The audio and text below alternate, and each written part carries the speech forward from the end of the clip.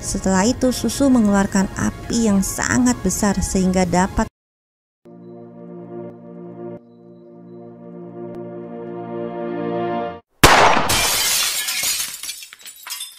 L. Halo teman-teman yang saya cintai tapi nggak mencintai saya, jumpa lagi dengan saya L di Curhatan L.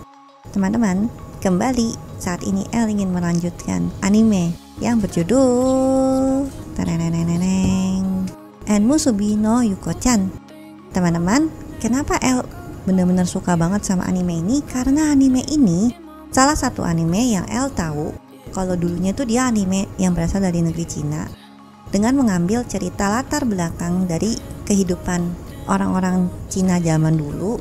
Dan karena ceritanya yang sangat-sangat bagus, anime ini sampai dibuat kembali atau di remake menjadi anime Jepang. Jadi teman-teman langsung saja ke alur ceritanya ya.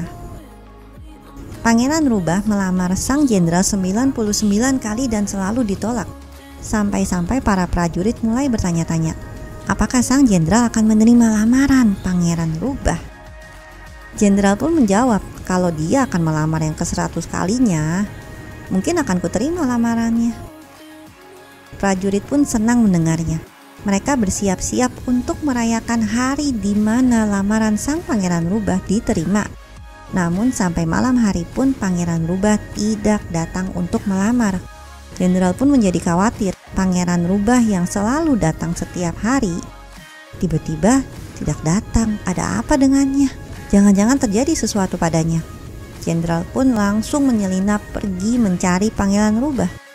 Ternyata Pangeran Rubah sedang pergi bersenang-senang dengan dua wanita. Dalam keadaan yang setengah mabuk, Pangeran Rubah berkata dengan kejamnya kalau jenderal itu adalah wanita yang arogan. Jadi kalaupun akhirnya aku menikahinya, paling-paling untuk memuaskan rasa penasaranku saja. Setelah itu akan kucampakkan. Kalau perlu akan kuasingkan di istana musim dingin. Sakit betul hati sang jenderal mendengar perkataan itu. Ia pun menangis dan air mata sang jenderal berubah menjadi butiran es. Ketika Li Xueyang mengingat kejadian itu, ia menjadi sangat marah dan terbakar api cemburu. Kemarahannya mengaktifkan roh kemarahan yang mengakibatkan gempa bumi di rumah sakit. Li Xueyang mengeluarkan aura kekuatan yang luar biasa dan ingin menghabisi Pangeran Rubah yang selalu mengganggu hidupnya. Saat Pangeran Rubah dalam keadaan terpojok, siluman pasir pengawal sang pangeran datang melindunginya, hingga ia cedera karena serangan Li Xueyang. Pangeran Rubah pun terkejut dan meminta Li Xueyang untuk berhenti mengamuk. Pangeran pun melindungi ajudannya itu.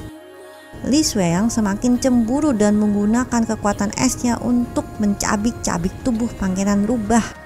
Keadaan semakin kacau. Pai Yuechu pun sebetulnya ingin membantu mereka, tapi keadaannya sedang terikat tangannya. Itu membuatnya sulit untuk bergerak. Susu yang awalnya ingin melepaskan ikatan Pai Yuechu pun malah jadi ikutan terikat bersama Pai Yuechu. Dalam keadaan terikat, Pai Yuechu berusaha menuliskan mantra ke dahi susu.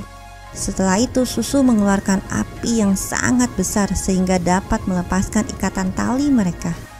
Namun api itu pun juga membakar sebagian rumah sakit. Li Xueyang pun terjatuh. Pangeran Rubah yang melihat akan hal itu, ia pun mencoba menolong Li Xueyang. Tapi yang ada Li Xueyang malah memarahi Pangeran Rubah. Bahkan ia pun bilang, kita tak akan selamat dari tempat ini, karena ini adalah api murni. Tetapi Pangeran Rubah mencoba mengeluarkan kekuatan hujan pasirnya. Hujan pasir itu sangat berkilauan karena tercampur dengan air laut. Dengan hujan pasir tersebut, api murni itu pun dapat padam. Setelah itu Pangeran Rubah membawa Li Xueyang keluar dari rumah sakit itu. Meskipun Pangeran Rubah sudah menolongnya, Li Xueyang tetap tidak terima karena Pangeran Rubah telah mengkhianati cintanya di kehidupan sebelumnya. Pangeran Rubah pun tak bisa berbuat apa-apa. Ia hanya bisa meminta maaf. Lalu permata es tersebut tiba-tiba bergabung menjadi satu, dan mereka pun mulai saling mencintai lagi. Pai Yuechu yang melihat akan hal itu, ia pun kesal. Kalau sang Pangeran Rubah tak jadi naik tahta karena adanya permata es tersebut, Pai Yuechu tidak bisa menagih bayarannya karena telah menjadi mak comblang antara Pangeran Rubah dan Jenderal Li Xueyang. Mau tak mau, Pai Weichu membawa Pangeran Rubah dan Li Shueyang ke kerajaan Rubah dan meminta agar Pangeran Rubah dinaikkan tahtanya. Di sisi lain, Rung Rung menceritakan tentang apa yang sebenarnya terjadi dengan Pangeran Rubah di masa lalu. Pada waktu itu Pangeran Rubah berencana untuk melamar Jenderal Li Shueyang. Namun karena Pangeran Rubah tak kunjung datang, Raja Rubah pun menyamar menjadi pangeran.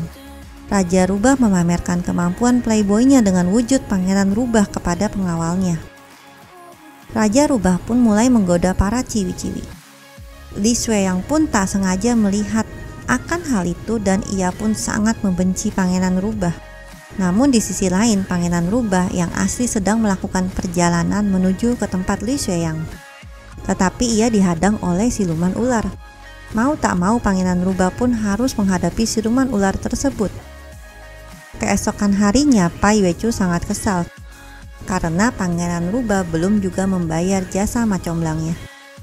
Ia pun sangat kelaparan, tetapi untunglah pengawal Raja Rubah datang dan membawakan makanan dan sebuah koper.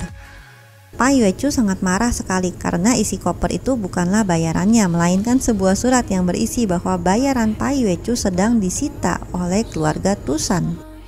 Kebetulan sekali, Susu termasuk keluarga Tusan. Pai Weichu pun berencana untuk menipu Susu dan dapat menyelinap masuk ke kediaman Tusan. Namun ketika dalam perjalanan, Pai Weichu diculik oleh ayahnya sendiri.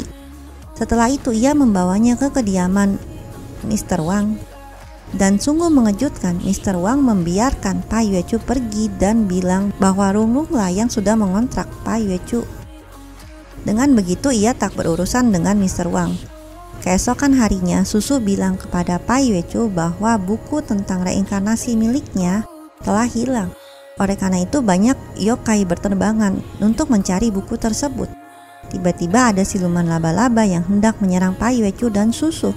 Siluman laba-laba tersebut berhasil mengikat Pai Weichu dan Susu. Namun Pai Weichu menggunakan api murni dan mampu menghancurkan jaring laba-laba yang mengikat mereka. Lalu Pai Weichu berhasil mengalahkan siluman itu. Ternyata siluman laba-laba itu belum kalah dan ia malah bertemu dengan seorang paruh baya. Kakek itu pun mengubah siluman laba-laba tersebut menjadi manusia. Di sisi lain, Pai Weichu dan Susu mendatangi suatu perpustakaan. Mereka pun berhasil mendapatkan buku reinkarnasi milik Susu. Namun tiba-tiba perpustakaan tersebut diserang yokai yang sangat banyak. Bahkan siluman laba-laba pun juga datang. Pai Weichu terperangkap di dalam jaring siluman laba-laba itu dan ia pun tak dapat bergerak sedikit pun. Setelah itu siluman laba-laba mencoba merebut buku reinkarnasi dari Susu. Ketika hendak merebut buku itu, tiba-tiba datanglah kakak Susu yang bernama Yaya. Yaya bilang bahwa Susu tak pantas mendapat buku itu karena Susu terlalu lemah. Yaya pun berhasil memojokkan Susu. Untunglah Pai Weichu bangkit dengan kekuatan yang sangat dahsyat. Namun ayah Pai Weichu tiba-tiba datang dan menyerap energi yang berada di dalam mata Pai Weichu. Sepertinya Yaya tahu bahwa kekuatan Pai Weichu berasal dari air matanya. Ia pun menyuruh para yokai untuk membawa bawang bombay. Mr. Wang tiba-tiba muncul dan mencoba menyerang Yaya. Namun Mr. Wang tidak ada apa-apanya dibanding Yaya, sang ratu rubah. Akhirnya ayah Pai Weichu, Mr. Wang dan yokai lainnya pun menyandra Pai Weichu. Sementara itu siluman laba-laba tersebut berhasil mengambil buku reinkarnasi lalu kabur menggunakan pesawat. Pai Weichu bilang kepada ayahnya, kalau ia mau melepaskan Pai Weichu akan memberikan 50% cuan kepada ayahnya apabila sudah mendapatkan buku reinkarnasi itu. Lalu ayah Pai Weichu pun melemparkannya ke udara. Namun Pai Weichu tak berhasil mendapat buku itu. Setelah itu ia menggunakan air matanya untuk menyabit siluman laba-laba. Tetapi sangat disayangkan, sabitannya itu malah merobek buku reinkarnasi itu. Tiba-tiba datanglah si kakek parubaya tadi. Ia bilang, apakah kalian mau mendengar sedikit dongeng dariku? Oke teman-teman, sekian alur cerita dari El kali ini. Apabila teman-teman menyukai alur cerita ini yang penuh dengan kisah yang sangat mengharukan teman-teman, jangan lupa untuk tekan tombol like dan jangan lupa untuk share ke teman-teman kalian. Karena anime ini teman-teman sejujurnya belum banyak yang tahu dan kalau menurut El, cerita ini pantas untuk dibagikan ke orang-orang yang kita cintai. Karena cerita ini mengajarkan tentang cinta dan kebaikan. Teman-teman, seberapakah kalian mampu mencintai seseorang dengan tulus? Apakah ketika kita mencintai seseorang, kita akan selalu mengingat-ingat kesalahannya dan sulit untuk melupakan rasa sakit hati kita? Ataukah kita akan berusaha untuk selalu memaafkan orang yang kita cintai? Langsung saja share di kolom komentar ya teman-teman. Teman-teman, untuk kalian yang belum mensubscribe, silakan kalian tekan tombol subscribe dan loncengnya karena kalian akan mendapatkan notifikasi dari anime-anime menarik dan alur cerita menarik yang El akan sajikan nanti-nantinya. Terima kasih teman-teman. Terima kasih untuk kalian yang selalu sudah mendukung El selama ini. Stay tune. See you.